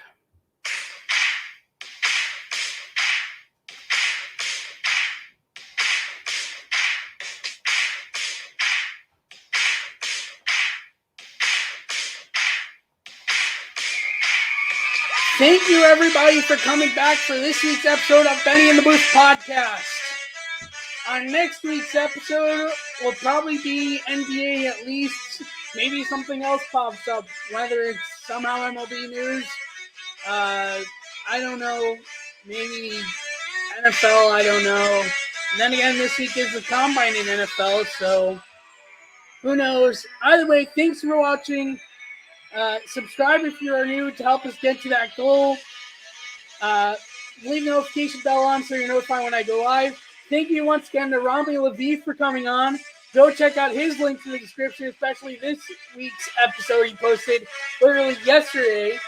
And go subscribe to his podcast and tell him you're coming from my podcast. Thanks for watching. See you in the next one. Bye.